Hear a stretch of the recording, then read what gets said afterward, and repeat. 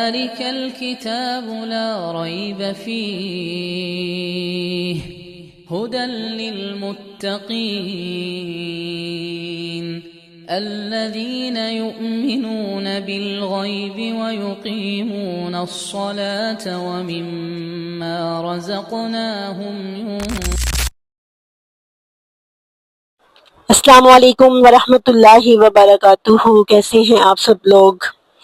آپ نے دیکھا ہوگا کبھی نہ کبھی تو اپنی زندگی میں اس شخص کو جو اب نارمل ہوتا ہے، ہینڈی کیپ ہوتا ہے، اپنے سینسز میں نہیں ہوتا، یا گاؤں میں جیسے کوئی باولا ہوتا ہے جس کے لالو ٹپک رہے ہوتے ہیں، اور یا کوئی ایسا شخص جس کے بارے میں یہ کہا جاتا ہے کہ اس پر جنات کا سایہ ہو گیا ہے، اپنے سینسز میں نہیں ہوتا، ہوش میں نہیں ہوتا. تو اللہ نے قرآن میں ایسا شخص کس کو کہا ہے، کس کے بارے میں اللہ رب العزت نے یہ الفاظ استعمال کیے ہیں، وہ ہم دیکھتے ہیں آیت نمبر 274 میں. اس سے پہلے سمجھنے کی ضرورت ہے کہ نبی پاک صلی اللہ علیہ وسلم اب مدینہ میں تشریف لا چکے ہیں. سورۃ البقرہ میں احکامات کا نزول ہو رہا ہے.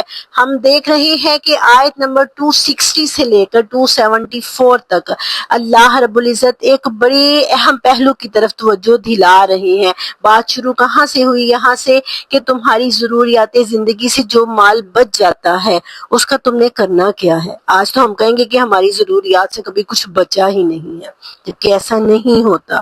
ضروریات زندگی کو ہم نے خود ہی لامحدود اب کر رکھا ہے. تو اللہ تعالیٰ نے حکم یہ دیا کہ جو ضروریات زندگی سے قل العف، کہ جو بھی بچ جائے. یہ آپ سے پوچھتے ہیں کہ ہم اللہ کے راستے میں کیا خرچ کریں، تو آپ ان سے کہو جو بچ جاتا ہے. اب جو حکم نازل ہونے شروع ہوئے تو انفاق فی سبیل اللہ کا اللہ نے آیت نمبر 260 سے لے کے 274 تک ہر اسپیکٹ سے سمجھایا، ترغیب دلائی کہ اللہ کے راستے میں خرچ کرنا اللہ کو کتنا پسند ہے، وہ 700 گنا بڑھا کر دے گا. اور پھر قول معروف و صدقۃ و مغفرۃ، کہ اچھی بات کہنا اور معاف کر دینا اس صدقے سے بہتر ہے جس کے پیچھے تکلیف ہو، اظہار رسانی ہو، ریاکاری نہیں کرنی. اور پھر اللہ کا خوف دل میں رکھتے ہوئے اللہ کے راستے میں خرچ کرو، غریبوں کو دو، جو لپٹ کر مانگتے نہیں ہیں ان کو دو، دن رات خرچ کرو، چھپے اعلانیہ خرچ کرو. ہر طرح سے بات کرنے کے بعد اب اللہ تعالیٰ نے ایک ایسے پہلو پر بات کی ہے جو خرچ کرنے کا ایک انتہائی برا مصرف ہے، اللہ کی نظر میں انتہائی ناپسندیدہ ہے. اور چونکہ مدینے میں یہ رائج تھا اسی لیے اللہ تعالیٰ نے اینڈ پر آ کر اس پر بات کی ہے. ان آیات کے بارے میں کہا جاتا ہے نبی پاک صلی اللہ علیہ وسلم کی زندگی کی آخری آیات میں سے ہیں. پہلے ترغیب دلائی کہ اللہ کے راستے میں دو، صدقات اور خیرات اتنے دو کہ اس چیز کی نوبت ہی نہ آئے. وہ کیا چیز ہے وہی آج ہم نے پڑھنی ہے سورۃ بقرہ کی آیت نمبر 275 میں. اور وہ کیا ہے؟ وہ ہے سود، جو اللہ کو سخت ناپسندیدہ ہے.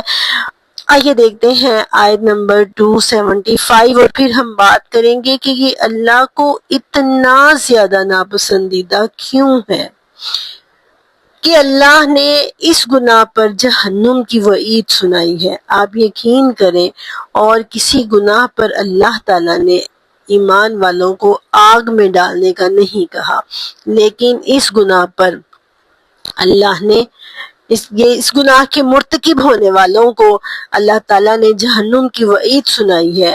پھر اللہ نے اس کو اپنے اور اپنے رسول کے ساتھ اعلان جنگ کہا ہے. آج میں اس کے مسائل پر زیادہ بات نہیں کریں گے، بہت سے لیکچر آپ کو یوٹیوب پر مل جائیں گے. ہم بات کریں گے اس پہلو پر کہ اللہ کی نظر میں سود اتنا بڑا گناہ کیوں ہے، کہ 40 احادیث اور 6 مقامات پر قرآن پاک میں اس کی حرمت نازل ہوئی ہے کہ یہ حرام ہے مکمل طور پر. ایک چیز جس کو اللہ نے حرام کہہ دیا ہے، آپ اس کے لیے پھر جتنی مرضی لاجکس ڈھونڈتے رہیں، جتنے مرضی دلائل ڈھونڈتے رہیں. تو آئیے سمجھتے ہیں آیت نمبر 275 سورۃ البقرہ. نحمده ونصلي على رسوله الكريم، اما بعد، اعوذ باللہ من الشیطان الرجیم، بسم اللہ الرحمن الرحیم. الذین، وہ لوگ، یأکلون، جو کھاتے ہیں، الربا، سود، لا یقومون نہیں وہ کھڑے ہو سکتے الا مگر کما اس شخص کی طرح کما جیسے کہ یقوم الذی کھڑا ہوتا ہے وہ شخص یتحبتہ حبتی بنا دیا ہو جس کو باولا بنا دیا ہو جس کو الشیطان شیطان نے من المسی چھو کر ذالکا یہ اس وجہ سے ہے بِأَنَّهُمْ کیونکہ انہوں نے قالو کہا انما البیع مثل الربا کہ تجارت بھی سود کی طرح ہے وَأَحَلَّ اللَّهُ الْبَيْعَ اور اللہ نے حلال قرار دیا ہے البیع تجارت کو وحرم اور حرام قرار دیا ہے الربا سود کو فمن پس جو شخص کے جاءہ اس کے پاس آ گئی ہو موعظۃ نصیحت من ربہ اس کے رب کی طرف سے فانتہا اور وہ اپنے رب کی نصیحت سن کے رک گیا ہو فلہ تو اس کے لیے ہے ما سلف جو گزر گیا جو کچھ گزر گیا وہ گزر گیا وامرہ الی اللہ وامرہ اور اس کا معاملہ الی اللہ اللہ کی طرف ہے ومن اور جو کوئی آدھا پھر بھی لوٹ آئے یعنی حرمت کے بعد بھی لوٹ آئے تو پھر کیا فرمایا فَأُولَٰئِکَ أَصْحَابُ النَّارِ هُمْ فِيهَا خَالِدُونَ یہ آگ میں رہنے والے ہیں اور ہمیشہ ہمیشہ اس آگ میں رہیں گے اتنا سخت اللہ رب العزت کا حکم اتنی شدید وعید اتنی الارمنگ اللہ تعالیٰ نے جو وعید سنائی ہے وہ اور کسی جرم پر اس طرح سے نہیں سنائی کیوں اتنا ناپسندیدہ ہے اللہ کی نظر میں سود آپ یہ دیکھیے کہ سورۃ بقرہ پڑھتے ہوئے جن لوگوں نے سورۃ بقرہ کی تفسیر سنی ہے وہ جانتے ہیں کہ حقوق اللہ جیسے کہ نماز ہے روزہ ہے حج ہے ان سے کہیں زیادہ ڈیٹیل سے بات اللہ رب العزت نے کس چیز پر کی ہے حقوق العباد پر زیادہ بات کی ہے حقوق اللہ ظاہر ہے یہ دونوں جڑے ہوئے ہیں آپس میں ہم ان کو علیحدہ نہیں کر سکتے آج کل لوگ ان کو علیحدہ بھی کر رہے ہیں کہ بس حقوق عباد نبھا لو تو حقوق اللہ بھی پورے ہو جائیں گے نہیں یہ جڑے ہوئے ہیں لیکن زیادہ ڈیٹیل سے طلاق کے مسائل ہیں خلا کے مسائل ہیں اور پھر جتنے بھی ایسے مسائل ہیں جس میں انسانی حقوق کا تحفظ ہوتا ہے اللہ تعالیٰ نے زیادہ بات کی ہے اب یہ جو سودی معاشرہ ہے سودی سسٹم ہے یہ ایک ایسا سسٹم ہے جس سے انسانی حقوق کا استحصال ہوتا ہے اسی لیے اللہ کی نظر میں یہ سخت ناپسندیدہ ہے ایک شخص محنت کر رہا ہے دوسرے شخص نے صرف پیسہ لگایا ہے اور اس نے اپنے پیسے کا پروفٹ لے لینا ہے دوسرے کو چاہے نقصان ہوتا رہے نہ وہ محنت کر رہا ہے نہ وہ صلاحیتیں لگا رہا ہے لیکن اس سب کے باوجود اس کو جو ہے وہ پیسہ ملنا چاہیے تو ہم دیکھیں گے تھوڑی سی ڈیٹیل میں جو اللہ رب العزت نے آگے یہ فرمایا کہ یہ لوگ اللہ کو سخت ناپسندیدہ کیا ہے کون سی بات ہے ان کی جو انہوں نے یہ کہا کہ تجارت تو سود کی طرح ہے جبکہ اللہ نے تجارت کو حلال کیا ہے اور سود کو حرام ہمارے ہاں بھی کہتے ہیں نا یہ تو ماڈرن سسٹم ہے بزنس کا اور اپنی پراپرٹی کو بڑھانے کا اور یہ تو ایک تجارت ہے ایک بزنس ہے یہ سود تھوڑی ہے ماڈرن طریقے ہیں ہم بھی یہی کہتے ہیں وہ تو جو اس دور میں رائج تھا وہ تو تھا ہی لیکن آج جون سی اس کی قسمیں آ گئی ہیں اور جون سا سرمایہ دارانہ نظام بن چکا ہے اور ایسی انسانیت کے استحصال کی مثالیں قائم ہو رہی ہیں کہ ہمیں سمجھ آتی ہے کہ واقعی ہی اللہ تعالیٰ نے اس کی حرمت پر اتنا زیادہ زور کیوں دیا ہے کیوں اللہ تعالیٰ نے سود کو اعلان جنگ قرار دیا ہے اللہ اور اس کے رسول کے ساتھ ظاہر ہے جب ہم اللہ اور اس کے رسول کے ساتھ اعلان جنگ کر رہے ہوتے ہیں تو کون جیتے گا اللہ اور اس کا رسول جیتے گا اچھا ذرا آپ یہ سوچئے ایک بندہ ہے جو اللہ کے راستے میں صدقہ و خیرات کرتا ہے جو اللہ کی راہ میں لوگوں کو دیتا ہے اس کو دیکھ کر آپ کے ذہن میں اس کے بارے میں اس کی پرسنالٹی کے بارے میں کیا فیلنگز آتی ہیں پازیٹیو فیلنگز آتی ہیں ہم اسے دیکھ کے متاثر ہوتے ہیں امپریس ہوں گے کہ اللہ تعالیٰ ہمیں بھی دیتا ہم بھی ایسے دے ہم بھی ایسے کریں اور اس کے برعکس ایک وہ بندہ ہے جو سود پہ پیسہ دیتا ہے اور پھر کہے گا کہ اس میں مجھے اتنے پیسے چاہیے اور یہ نظام مدینہ کے اندر بہت زیادہ جڑیں پکڑ چکا تھا. یہودی سود پہ پیسے دیتے تھے اور اتنی سخت شرائط ہوتی تھی سود کی کہ نسل در نسل لوگ ان کے غلام رہ جاتے تھے. تو ایسا معاشرہ کیسا معاشرہ ہوگا اور ایسے لوگ کیسے لوگ ہوتے ہیں؟ ان کو دیکھ کے کیا ذہن میں آتا ہے؟ یہ سفاک لوگ ہیں، ظالم لوگ ہیں، ہوس پرست لوگ ہیں، دولت سے محبت کرنے والے، دولت کی ہوس میں مبتلا لوگ، ظالم لوگ. ایسا ایک کنسیپٹ ذہن میں آتا ہے. ہم ایسا سمجھنے پر، ہم سوچنے پر ان کے بارے میں مجبور ہو جاتے ہیں کہ یقیناً یہ ایسے ہی لوگ ہوں گے. اب آئیے ہم تھوڑا سا ڈیٹیل دیکھتے ہیں کہ جو لوگ یہ کہتے ہیں کہ سود تو تجارت کی طرح ہے، کیا فرق ہے سود میں اور تجارت میں؟ اس پر ہم تھوڑی سی بات کرتے ہیں، پھر ہم دیکھیں گے مزید جو احادیث آئی ہیں سود کی حرمت کے بارے میں، پھر ہم وہ دیکھیں گے. ایک انسان ہے، اس کے پاس پیسہ ہے، وہ کیا کرتا ہے؟ اس پیسے کو کسی کو قرض دیتا ہے، ضرورت مند کو. کوئی ضرورت مند ہے اس کو وہ قرضہ دیتا ہے اور اس کو کہتا ہے کہ یہ جب 10,000 میں نے تمہیں دیا ہے تو تم نے مجھے ہر مہینے اس کا جو ہے، جب تک تم لوٹاؤ گے نہیں، تمہیں 2,000 مجھے اس کے ساتھ دینا ہے، اس کے اوپر دینا ہے مجھے. اور جب تم لوٹاؤ گے تو تب وہ 10,000 وہیں کا وہیں ہے. تو وہ جو 10,000 پروفٹ آپ اس سے لے رہے ہیں، وہ کس چیز کا لے رہے ہیں؟ اب اس نے استعمال کیا ہے کہیں پر، اپنی ضرورتوں پر استعمال کرتے ہیں زیادہ تر تو لوگ. نفع ہوا ہے، نقصان ہوا ہے، آپ کہتے ہیں مجھے اس سے کیا لگے. یہ خود غرضی ہے، یہ سود ہے.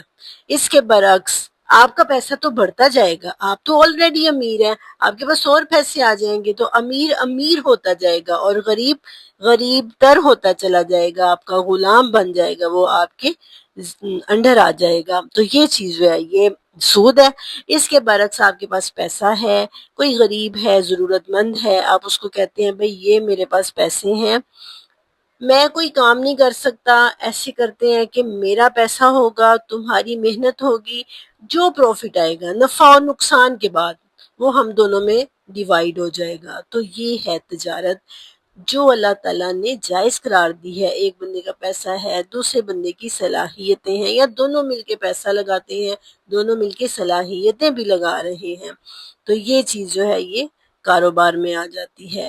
اور دوسری صورت اس کی یہ ہے کہ ایک بندے کے پاس پیسہ ہے، وہ دوسرے بندے کو کہتا ہے کہ تم نے اس کو کاروبار میں لگانا ہے، جو آج کل ہمارے بینکوں میں ہو رہا ہے. وہ کہتے ہیں تم نے اس کو کاروبار میں لگانا ہے، نفع نقصان جو ہوگا آئی ڈونٹ کیئر، مجھے نہیں پرواہ، مجھے مہینے کا 5,000 پروفٹ ملنا چاہیے. اب نہ تو وہ محنت کر رہا ہے، نہ وہ اس کی کوئی صلاحیتیں لگ رہی ہیں، ذہنی فزیکلی کچھ بھی نہیں ہو رہا. تو اور وہ چاہتا ہے مجھے پیسے ملتے رہیں کیونکہ میں نے پیسے لگائے ہیں. اب وہ پھر امیر سے امیر تر ہوتا چلا جائے گا، اور جو محنت بھی کر رہا ہے، جو نقصان کا ذمہ دار بھی وہی ہے، تو اس کے ساتھ زیادتی ہے. یہ زیادتی اللہ تعالیٰ کو ناپسند ہے.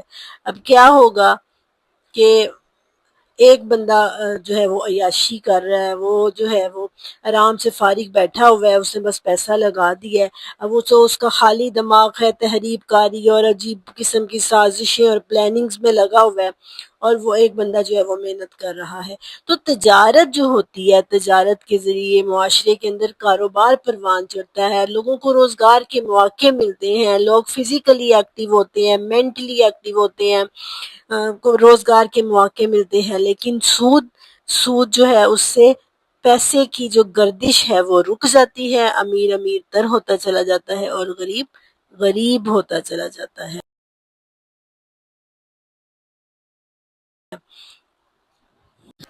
تجارت میں باہمی رضامندی ہوتی ہے، دو لوگ مل کے کام کر رہے ہوتے ہیں، انہوں نے پلان کیا ہوتا ہے کہ جی مل کے کام کریں گے، جو نفع ہوگا اس کے بھی ذمہ دار ہم، جو نقصان ہوگا اس کے بھی. جبکہ سود جو ہوتا ہے اس میں ایک بندہ مجبور ہوتا ہے اور دوسرا جو ہوتا ہے نا وہ اس کی مجبوری کا فائدہ اٹھا رہا ہوتا ہے. تو اسی لیے یہ چیز جو ہے یہ سود اللہ اور اس کے رسول کے ساتھ اعلان جنگ ہے.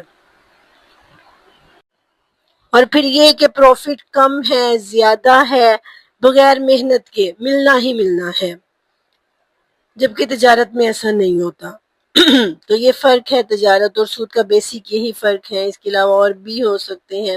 حدیث میں آتا ہے نبی پاک صلی اللہ علیہ وسلم نے فرمایا 7 چیزیں ہیں جو انسان کو ہلاک کر دینے والی ہیں، 7 ہلاک کر دینے والی چیزیں ہیں، جن میں سے ایک چیز سود بھی ہے۔ مہلک ترین چیزوں سے بچو، ان میں سے ایک سود ہے، اور پھر فرمایا سود کے گناہ کے 70 حصے ہیں، اور ان میں سے سب سے معمولی حصہ یہ ہے کہ جیسے کوئی کسی شخص نے اپنی ماں کے ساتھ جماع کیا ہو، اپنی ماں کے ساتھ زنا کیا ہو، اتنا بڑا گناہ ہے۔ اور پھر بخاری اور مسلم میں ایک حدیث آتی ہے کہ نبی پاک صلی اللہ علیہ وسلم نے فرمایا کہ شب معراج میں نے کچھ لوگوں کو دیکھا، وہ خون کی نہر میں نہا رہے تھے، خون کی نہر میں۔